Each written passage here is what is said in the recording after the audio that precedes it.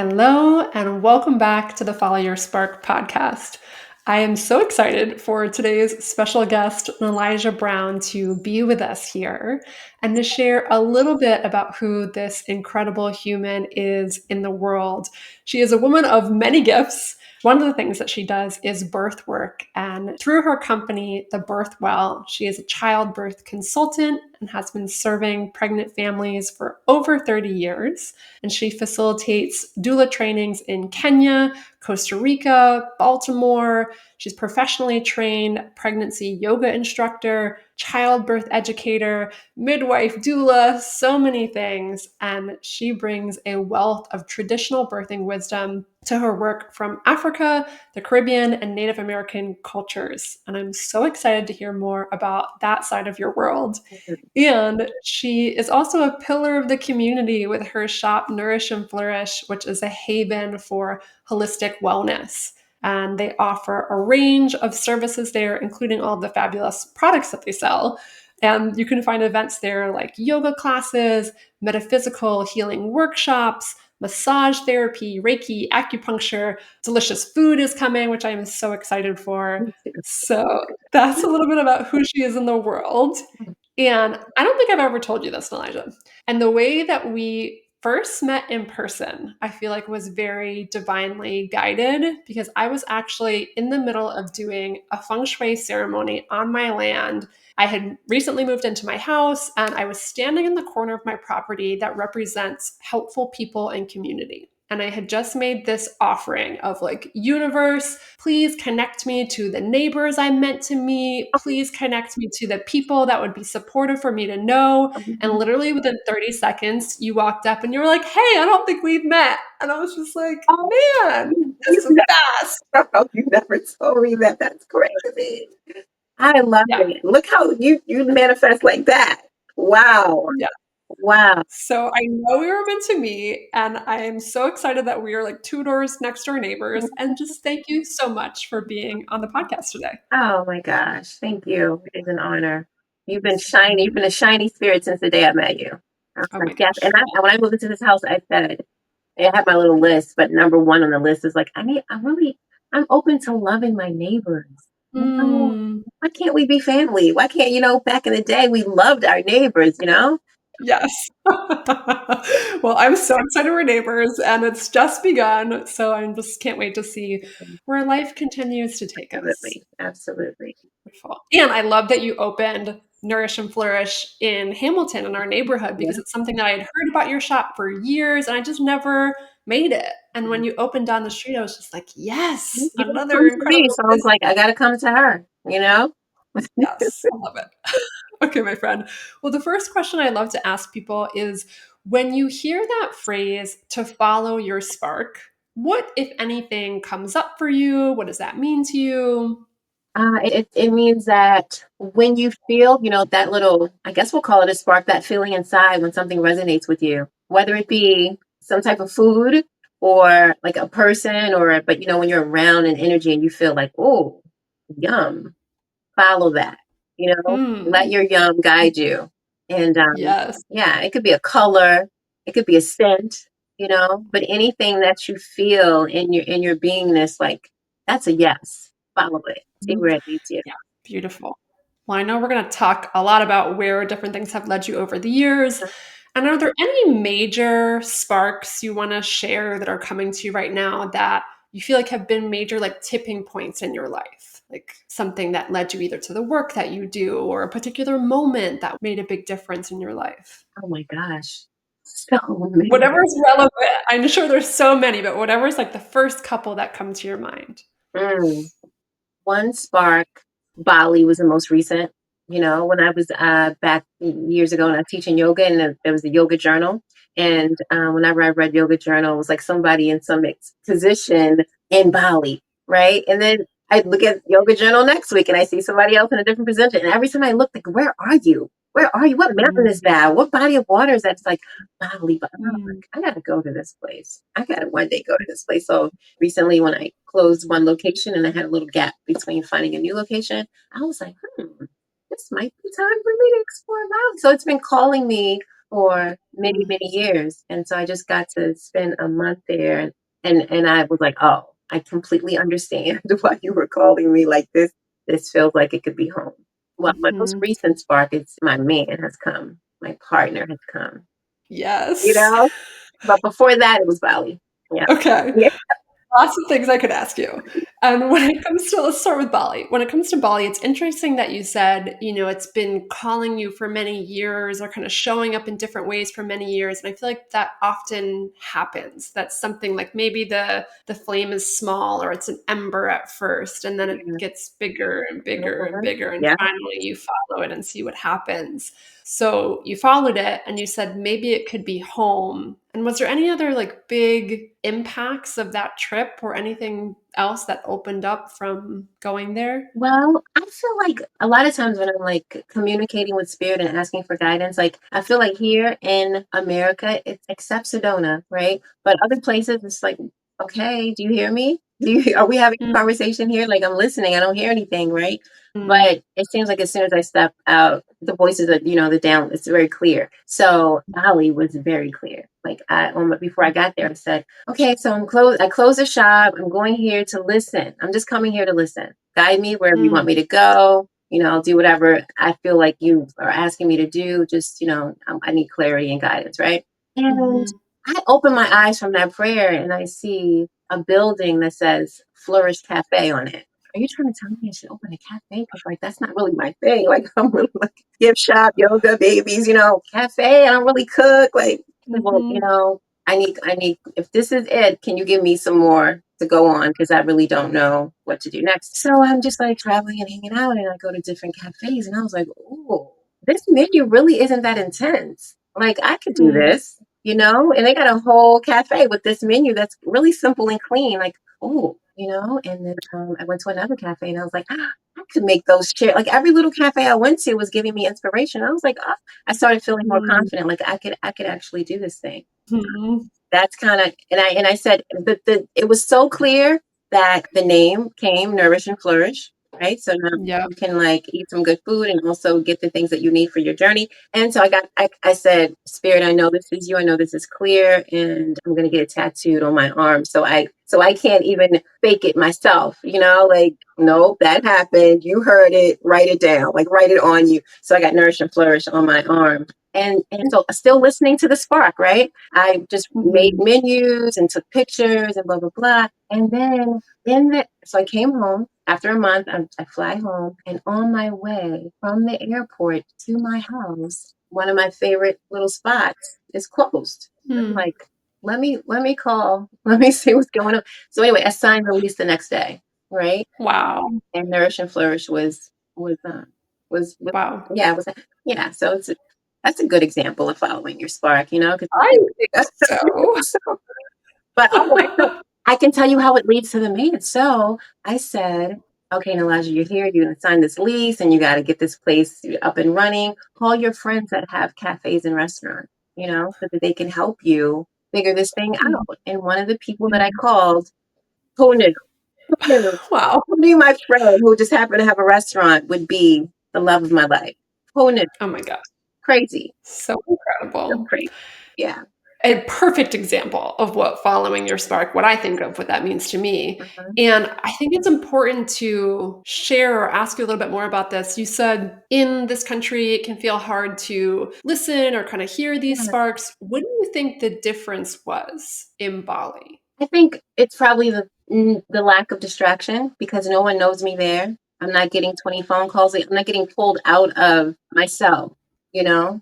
And a lot of times I pull myself. It's not like people were pulling me out of myself. I pull myself out of myself. You know what I mean? I'm like, oh, I can meditate or I could send that email, I could tune Yes. in or I could go visit a restaurant. Like it's, you always feel like that'll always be there. And there's a lot of other things you could be doing, but they are distractions, but I feel like when you're in a new place where no one knows you and you don't know anyone and you can't really distract yourself because this is not your land. You don't even know the lay of the land to like, I'm going to run here and do that. So it's like this sense of unknowingness, that causes you to kind of stay into yourself, Hmm. and so Yeah. And that is where the voice is. That's where the spark is. So Mhm. it was easy to listen to myself because I didn't have any friends with me. I didn't have any, you know what I mean? I didn't know the language. So I couldn't even Yep. eavesdrop. Or you know what I mean? I was like, girl, you all you got right now. You all you got right now. You are your GPS. So just tune in. Yeah. Yes, thank you for sharing that. And I wanted to expand on that because I can, imagine someone listening to this and being like, "Oh, I have to go to Bali to like hear the signs or whatever." And it's like, No. actually, you can create this environment a number of different ways. And that's exactly how I felt when I went on my year-long road trip. I was by myself, I was in unfamiliar places, and you could take yourself on a 45-minute road trip to another town Mhm. for one whole day or an overnight or Yeah. whatever it is. And what I'm hearing is being alone, Mhm.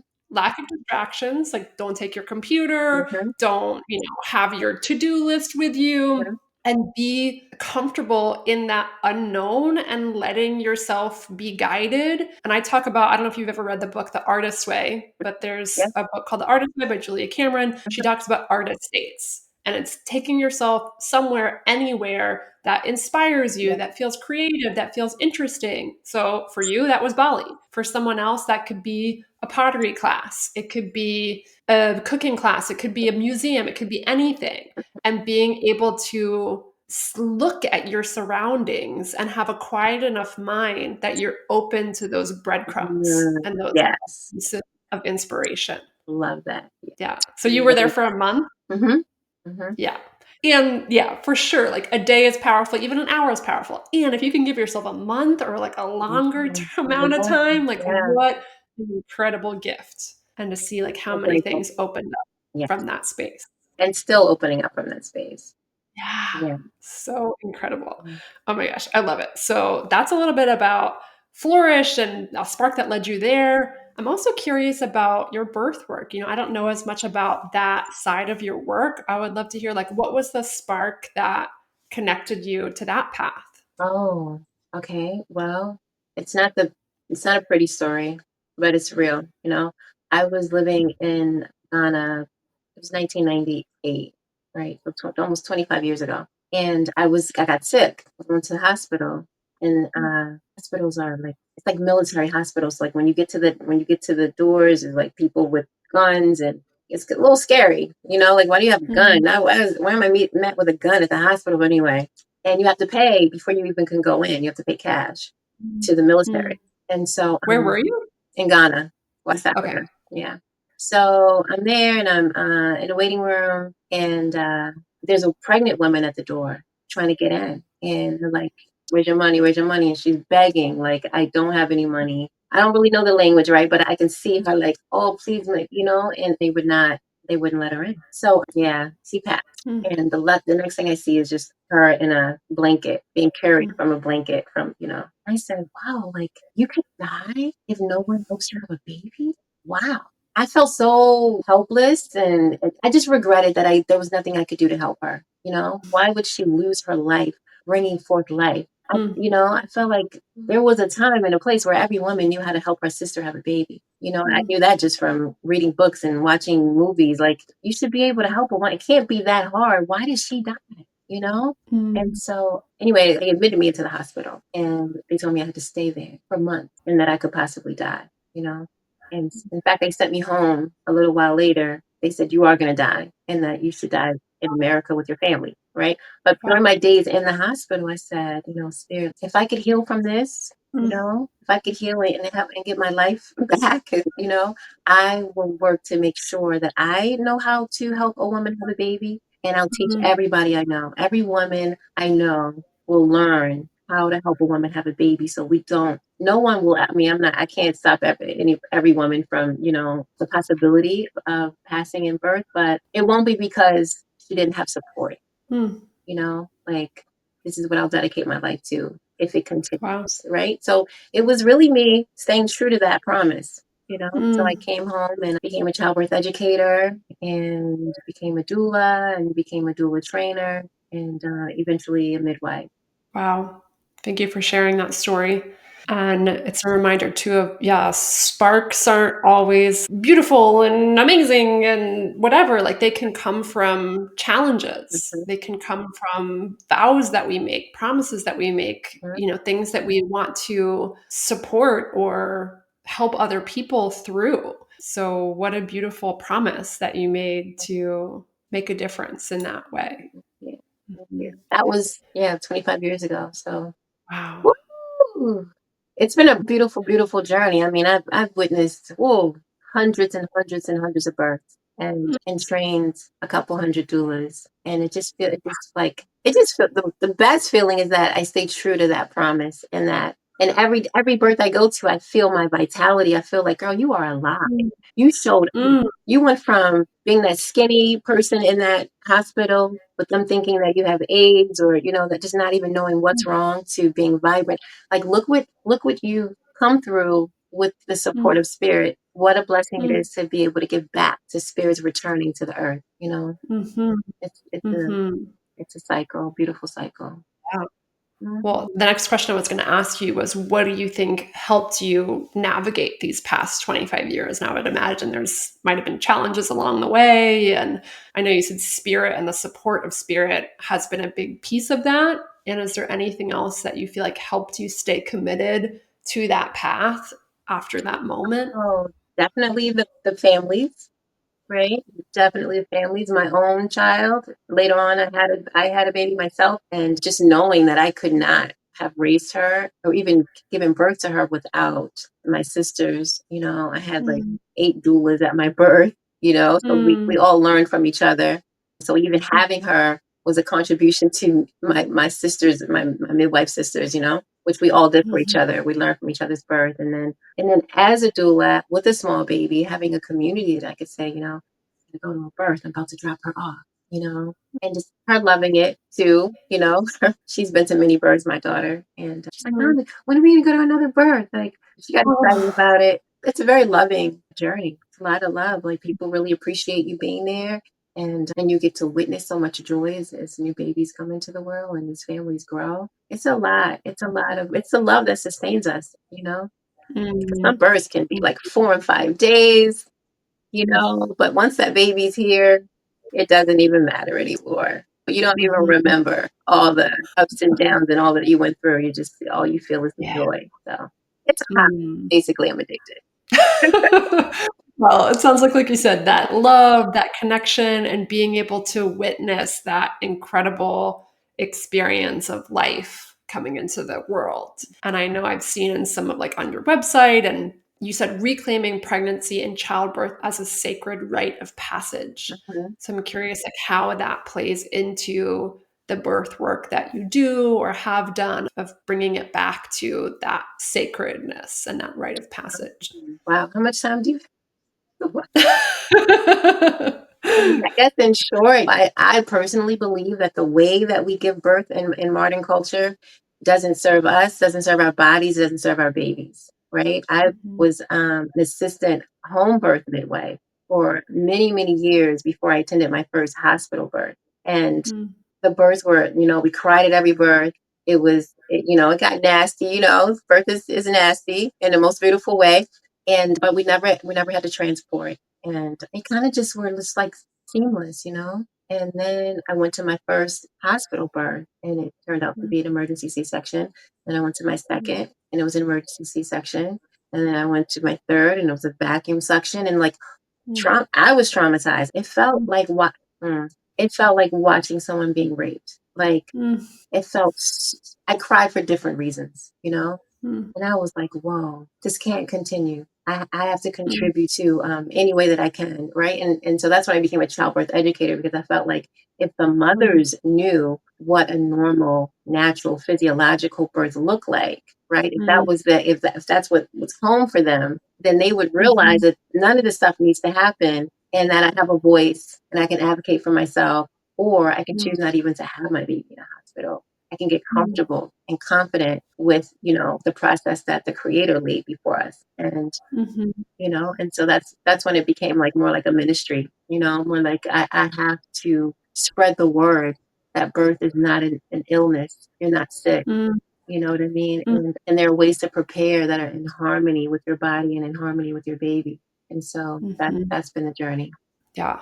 And for anyone who's listening to this conversation and might want to know more about this particular type of work or the work that you do, are you offering services like this currently, or how can people learn about this, or where would they even start if they wanted to learn about Yeah, some of well, the things I that do you're doula trainings. The next training is in May.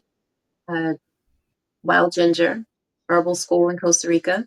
sharing? Ooh. Beautiful, beautiful place. It's a 7-day training, and we will learn all things birth, but we also explore Costa Rica, Mm, visit some shamans, and it's a wonderful. We have like elder herbalists will take us on herb walks and teach us about the herbs that support pregnancy and childbirth. And mhm, it's yummy, mhm, yummy. And we learned how to make traditional partum meals.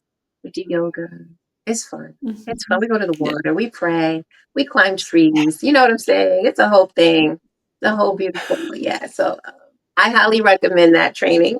But we do Mhm, have trainings in Baltimore. And so I have a team that they do the trainings and they also have a mentorship program. So once you mhm, take the training, you can get with one of our mentors and go to birth with them and learn placenta mhm, encapsulation and how to honor mom with a mother blessing. The whole spiritual mhm, component comes with the mhm. training. So Mhm. Yeah. So it sounds like there's trainings for people if they want to get into birth work and be kind of doing this type of work. And then can they go through you also if they want to find a doula or a midwife if they are pregnant? absolutely, absolutely. Yeah. We have about somewhere between 200 and 300 doulas that are right in my phone. I can just text them to you, right? Beautiful. Yeah. So Nilajah is your person. If you need a doula, you're Yeah. pregnant, you know someone who's It's pregnant. central over here. Absolutely. Yes. Absolutely. Or if Beautiful. you need pregnancy yoga classes, we also do a rite of passage program called Belly Buddies. It's 8 weeks where you Mm, learned how to crochet your baby a blanket, mm, we make scrapbooking, we do yoga, we have a whole childbirth ed curriculum. mm, And oh, in nutrition classes, we teach you how to make healthy versions of some of the foods that you might already enjoy, but might not be mhm, the best for you and baby. So how to like remix it so that it's healthy. And then we give you food to take home and make that same dish for your family. mm. So that's a really great Nice. program, and that's called Belly Buddies. And if you're interested in something like that, it's totally free and free 99. That's incredible. Yeah, so the next one Yeah. is coming up in January. So I'm gonna yeah, get they can reach out to me through the website or call me, and I can get them registered. Oh my gosh. So yeah, of course we will put all the information in show notes and just what powerful and important and much needed work that is. What's coming to my mind now is you share about different things, both about Bali and deconnecting from distractions. And even at the beginning of this conversation, we were talking about like, wouldn't it be nice if we had deep connections with our neighbors? Just envisioning, and I feel like we're probably on this similar page to this vision of this world where there's more sacredness, there's more ceremony, there's more connection between neighbors, between each other. What else do you think could help? Well, A, like what's your vision? And B, what do you think could support creating that reality in this digital, modern, distraction filled age that we're living in? Well, Gina, I feel like, I have a crystal shop, right? And I kind of look at us as crystals. I look at you as an amethyst. Mm, I look at myself mm, as rose quartz, and mm, crystals have vibrations, and so mhm, they work by keeping them close to you. They're always mhm, emitting. They're always admitting. It's like, are mm, we receiving? Right. And so my vision is people like you and me, people who have devoted themselves to being of light and to being of service, to show up mm, and just be that crystal because it penetrates everything else, right? mhm, And I think we just got to tip the scales. So, and every time you live your light, you give other people permission to live their light, and there we have another crystal, right? So it's mm, almost contagious, and that's how I look at it. Like keep the love strong and keep it mm, contagious, right? And keep it brave and bold, and mm, just take up a lot of space with it. Right? mm. That's my vision. Yeah. Yeah. Oh my gosh. So many things about that. I can imagine people listening or people I've talked to in the past who have this big, bold vision. There's like something on their heart, there's work that they want to do, and yet there's something that gets in the way. There's a voice that says you're not ready, or you can't, or you don't have the right experience, or you don't whatever. Have you had moments like that in your Oh, yeah. life? And if so, what has helped you like vibrate higher and be that light and take up space? Really investigating that voice, because it just doesn't come out of anywhere. There's a reason. Like, why? Why do I feel I'm not the one to do this Mm, thing? Or why do I feel like I need to be more than what I am to do this thing? What is the root of mm, that? Right. mm, And then dig in. It could be something a teacher told you in the fourth grade. It mm, could be an experience that you let translate, everything else. Like it just became bigger than it needed to be, right? And maybe you can mm, shrink it back down to size and realize that little thing doesn't have to get that big. You can clean it up. We can play cleanup with our mm, consciousness, right? And mhm, so journaling helps you with that. Meditation helps you with that. Talking to people who hold a high vibration help you with that, mhm, because there wouldn't be anything planted in you. You would never have the feeling of this is what I want to do if it wasn't for you to do it, right? mhm, So mhm, know that those voices are a part of it. They're a part of it. They're telling you, honey, you're about to do this thing, and there's a little part of you that might be unhealed and may try to sabotage. Let's go in. mm. Let's go. And and also once you tackle that thing, oh my Mm. God, you're like Muhammad Ali. Like what? Let's I go. just go. I get so much energy when I take the time to dig into those voices and realize where they come from. And then when I can like Mm, let it go, I feel it's like I'm on mm, top of the world. It's one thing to be mhm, out in the world battling forces, but it's another thing to battle the forces within. You know what I mean? She's like deep breath, mhm. deep breath. And so, Yeah, I know what you yeah, mean, for sure. some of these thoughts and habits, and they've been with us for a long, long time. You know, we Mhm, develop them for mhm, whatever reason. It's always usually a good reason, because we're always protecting mm, ourselves, right? mm, So having ease with yourself for even creating that part, mhm, you did mhm, it out of love. It was created out of, even though it's not loving, it's not showing up as like, you created it out of love, and you can let it go mhm. out of love. Yeah, it's a beautiful reminder, and to not judge yourself for having that voice or Mhm. having the fears or having the insecurities and being like, hey, okay, I get that this is a part of me that's trying to protect me, that's scared. There might be patterns or habits that are coming up from experience or childhood or past lives, who Who knows? knows, a million different Yep. things. And to be able to have compassion for Yeah, yourself and not layer on an additional, weight of judgment and shame and etc., exactly. to be able to turn to these tools that could support you: journaling, meditation, talking with coaches, mentors, friends who can support you and help you remember who Mm. you are, what your unique crystal looks like, and how you want to shine, and like what color you are, and all of Yes. that. Yeah. I love it. And what's coming to my mind, and I imagine you probably have your own ceremonies and rituals. And it was recently the full moon, and I like left my crystals out in the full moon to Okay. charge. And I'm just thinking, if we're thinking of ourselves as these crystals, what does that cleansing process look like? What does that recharging process look Mhm. like? Is there, and I know you talked about journaling and meditation. Do you have any other Um, like ceremonies or crystals? so Like, what do you do? my Like, thing, charge and cleanse. fasting Okay. and lots of baths are Okay. my personal tools. Yeah. Mm-hmm. I mean, time and time again, just spending like a week on just like herbal teas and fresh squeezed juices and lots of water, something's going to go and something's going to come.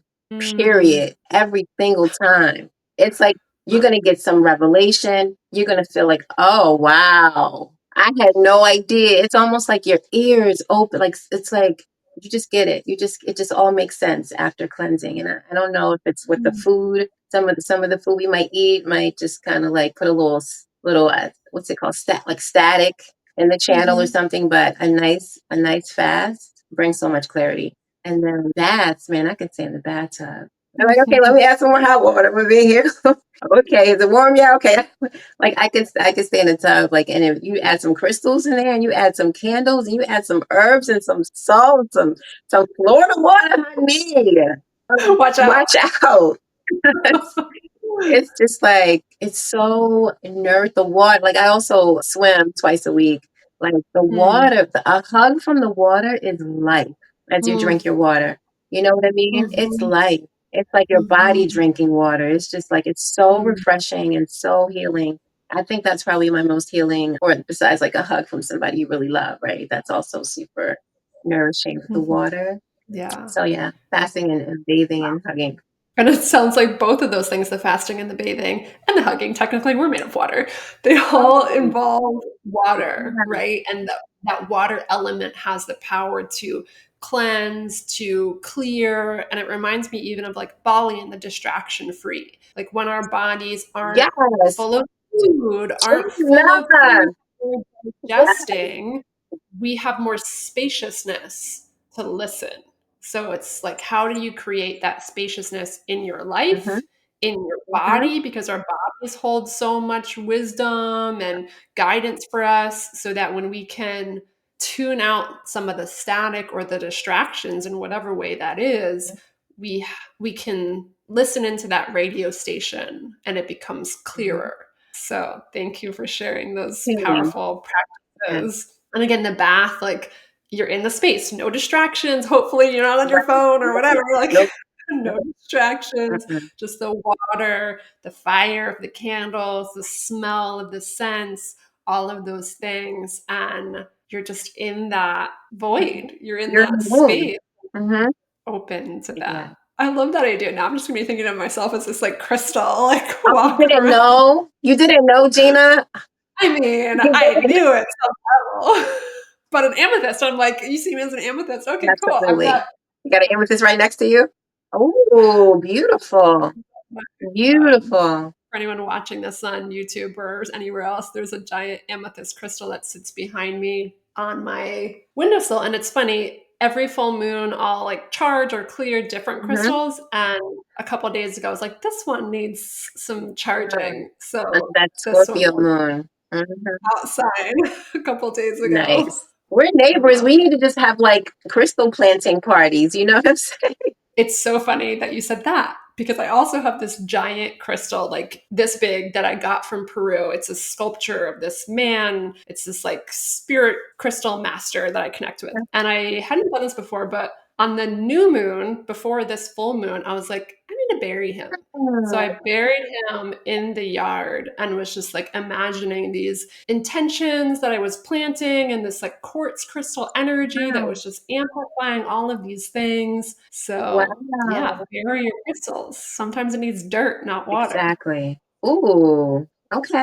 You're giving me some ideas. I'm looking Mhm, around. mhm, What mhm. crystal am I going to And be? it's interesting. Someone was asking me recently if I knew any shops who sold crystals that were mindful of where they came from. Is there anything that you can share about where you get your crystals or what's important to you in that process, especially for people who might be newer to crystals or don't have a practice of working with crystals? Yeah. Brazil is my go-to. My supplier is from Brazil. He's not in Brazil. He's in Colorado, but that's his main source. I just care that no one is being hurt in the process, but everyone Mhm, is being paid fairly, and that the mhm, crystals are. I prefer, and I bought into this. You know, a crystal is a crystal, right? But that whole, if it's a dark amethyst, then it has like a higher quality than a light amethyst. I know. So I do look for those because I am also a business person and I know that that's what they want. That's what the people want. In my own home, I don't care if it's lighter or darker. But so, like an amethyst source from Brazil, they take their time and make sure that they get the darker ones. mhm, mhm. So, but yeah, Wow. So yeah, for anyone listening, if you're not familiar with crystal sourcing, or there's all different types, there's different countries that crystals can come from, different processes of mining, of excavating, etc. And it sounds like you look for places that are fair trade, that aren't no one is getting negatively impacted by the gathering yeah. of these Yeah. And when I crystals. found this one company, that was it. I just said, I love the way you do business. I'm only coming to you. So I don't usually buy Mhm. crystals anywhere else. And that's important, right? Because we're talking about crystals that hold charge and intention. If they were extracted from the earth in a way that's Wow, harming the earth people, that's a problem. you know, That would, that's a yeah, problem. yeah. So thank you for sharing that. And I'm curious, and I'm sure there are overlaps, and you might have shared some of them in this conversation. And the like birth work and your work with Nourish and Flourish, how do those two passions tie together if you see that they do? Like what are there common themes that are important in both of those avenues, or how Absolutely. do they kind of like fit Oh, together? absolutely. It's a lifestyle, right? And Mm, so this lifestyle that I mean, basically they're me. I mean, I created these business, all the businesses I've ever created were extensions of me. Like I love yoga. I fell in love with yoga, so I opened a yoga studio, right? I love birth. I'm a birth junkie. I have a commitment to the creator as a birth worker. So I'm gonna start a doula practice because that's just, you know what I mean? And so I do honor the way the creator set things up, you know? So I try to eat the way the creator set it up for us to eat, right? So not a lot of processed foods, just like clean, you know, nutrient dense, you know, foods that serve us, mind, body, and spirit. It's my diet. So if I'm gonna open a cafe, it's gonna be that diet. And then when it comes to like hair and beauty care products, I like things that are natural enough for me to eat, right? And so I carry products that are natural enough for us to eat. When it comes to candles, you know, I like to meditate in the bathtub and everything. I'm not going to have a paraffin wax candle. I'm going to have an organic soy based candle or a coconut based candle, something that is not harmful to the environment or to my own being when I'm trying to do something to elevate, right? I'm not going to do something to make me sick at the same time, right? So it's just like just being conscious of how we live our lives, meaning how we eat, how we have our babies, what we take a bath with. Like it's just about conscious living. And so I sell things in the shop that are in harmony with that. And of course, birth is in harmony with that. Wow. Yeah. So it sounds like common threads of, like you said, being able to live in a way that is in harmony with Mother Earth, that's in harmony with you and your body, and that can show up in so many different ways. And you've been following your spark over the years and your passions and bringing that to life in a way that's really unique and authentic to your particular passions and how that manifested in this lifetime. Absolutely. And I think if we all did that, you know, the world would be a dope place. Yeah. Not do what I'm doing, but do what you're doing. You know what I mean? And Mhm. yeah, with some boundaries. You know, like Mhm. do you and respect the earth, please. Right. Yes. Yes, totally. And I'm curious if you either this could be a message that you might have told your like past self many years ago, or if you could imagine speaking to, a younger person or someone who's at the beginning of whether an entrepreneurial journey or a journey where they like want to follow these sparks and they're afraid, like what words of wisdom would you want to tell that person? Practice listening because the more you practice, the more you trust. And it will never, following this, you call it the spark, I might call it intuition, you know, or just like signs and symbols. Like, but the more you watch out for them, the more the more attention you pay, the more awareness you bring to it, right? The more confidence you have and the more trust you'll have because you'll know that it will never steer you wrong. Even though it Mm, looks like it's not quite what you wanted, later mm, on, and that's what I would tell my younger self, like now that I'm here, I see where every little detour made sense, right? mm, And so spirit has never failed you. You've mm, never failed. You've just been guided and maybe in places that you didn't intend to go. But you know, they say, you know, you mhm. can make a plan, but spirit has the clock. I think something like that. Like you know what I mean? My grandmother always said the world is shaped in a circle, so you can't see too far ahead of yourself. You know? So Mm, it's like just step by step, listen by listen, you know? And wherever yeah. you end up is where you belong. And trust that Mm, even though it's uncomfortable, even though sometimes it's straight up painful, you know, just stay with it. yeah. So I'm hearing listen, trust, even if you can only see the one next step in front of you, you don't need to see the whole vision. Like you were talking about in Bali when that idea came and you're like, cafe? I don't know. I never had that thought before. Yeah, Like, really, are you spirit? Like sure? that's sure. And more breadcrumbs kept coming and more ideas kept coming and you're following them and the journey is never ends. And when you're 5 years down the line, 10 years down the line, 20 years down the line, oftentimes then you look back and you're like, oh, I see how they all came together. Yeah. And we don't have that foresight all the time or really ever. We can't predict the future. And it's like when you have the courage to follow that next step into the unknown, Hmm. beautiful Beautiful things things happen. open up. Absolutely. Yeah, Be yeah. And brave. I'm Be brave. Be brave. mhm. Don't be afraid to fail because you can't. There's no such Mm, thing as failing, mm. right? Yes, I love To that. not And attempt is to fail. yes. Mhm. Yeah, it's a powerful reminder. And I'm grateful to know people like you and just to see that example of people going after that vision. And it's funny. So for people listening, when this podcast airs, it's going to come out this week. I had this idea a week ago to host an event that kept like popping into my mind. And I was like, really, Spirit? Like, that's what's next? And I was like, I don't know. I think Nilajah would be down for this. Like, let me ask her. And for sure, there was like a voice within me that was like, well, what if nobody comes? What if it doesn't result in anything? What's going to happen? And just being able to trust myself in that next step. Yes. And surround yourself with other people who have similar visions, or you can collaborate with, or you can both believe in each other, is so supportive. Mhm. And I'm grateful to know you. That's, if you're listening to this before the event happens, it's called Mastermind and Mingle. And it's about this, of people who want to follow that spark, whether you have a business, whether you're an entrepreneur, you want support, you want community. So come out. We'll put the link in the show notes if you're in Baltimore. Yeah, it's just a powerful reminder of like, you don't need to know what's coming Nope. next. And if you never try, you're never going to know. So Show you up. might as well try Show up. and see. And like you said, there's no failing. Mhm. You'll either learn something, or it will happen the way that you thought, or you'll learn something for next Yeah. time. You'll do it differently, or you'll follow a different Mhm. spark. So Yeah. I love that. And I am curious, were there any other detours that happened in your life that were similar, of like, wait a second, we're going there, and you followed it and it like turned out different or better, or Oh my God, than yes. you could have imagined? Okay, I'll tell you this one. So I had my business, and then there was a building around the corner from the business that was just the sexiest building you've ever seen in your life. Like, it was like big windows, 3 stories, and I was like, oh, I want to be in that. So I went to call the owner of the building, and he's like, yeah, no, we don't have any openings right now, and da da da. I was like, okay. But every day I would ride past that building and be like, you're gonna be mine one day, and my shop's gonna be in that space right there one day, right? So a year later, one day I'm riding through,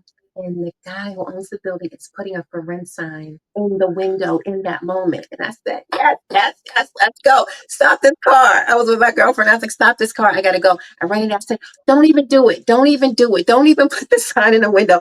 You don't understand. I have been wanting to be in this building for years. Take the sign out. Let's sign a lease. Let's go. Right. And he says, well, are you sure? Like, I'm like, I'm so sure. You don't understand. This is magic. I just happen to be riding around down the street right now. This the moment. This is it. Right. So I signed the Mhm. lease. And he goes, I said, I'm in the middle of moving from like one apartment to another apartment right now. So I can't do it this week, but I can pay you, and then I can move in at the beginning of the month. Right. And he goes, you looking for an apartment? There's an apartment upstairs. And I was like, really? So I could like live upstairs and live and work downstairs. He's like, yeah, you want to see it? It was the most beautiful apartment. Had a loft, all brand new appliances, exposed brick, high ceilings, just sexy, laid out fireplace, hot.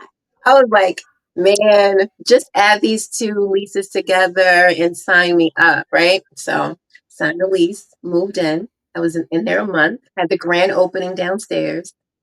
The building caught fire. Wow. Lost the business, lost everything in my apartment, right? Me and my daughter got out 3 o'clock in the morning, just in time, just, Wow. to save our lives, right?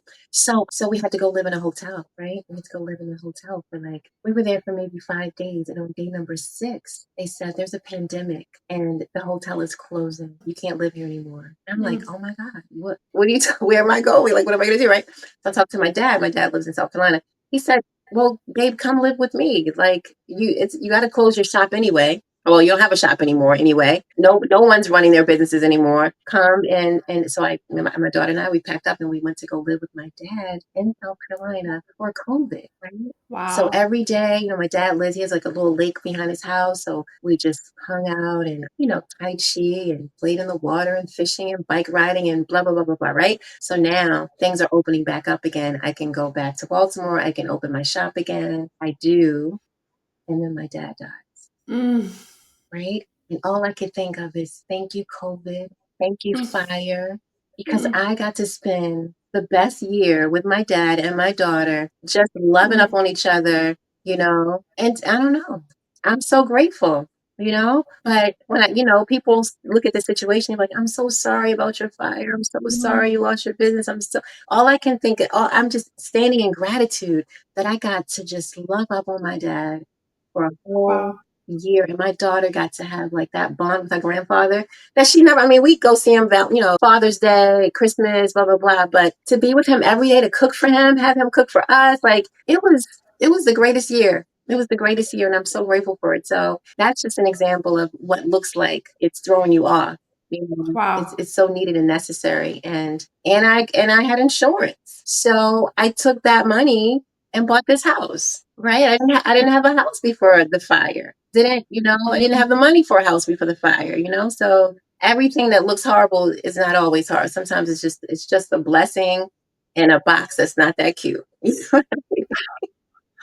Wow. I'm like in tears over here. Oh, That is such a powerful story. What's coming to my mind is like that's an example of within a short-ish period of time, a couple of years, it was clear like, oh wow, like this was a powerful gift and blessing. And I can see I'm so thankful for this time with my dad and how incredible. And I feel like sometimes it's not as fast as that. Like maybe sometimes some huge challenge happens and you don't realize until 5 years later or 10 years yeah, later like what that gift yeah, was or how that redirection was actually serving and supporting you. And it's just like what an incredible blessing and reminder that, like you said, not all things, not all blessings or whatever like look that right. way, and that to not wish away the Oh, challenges right.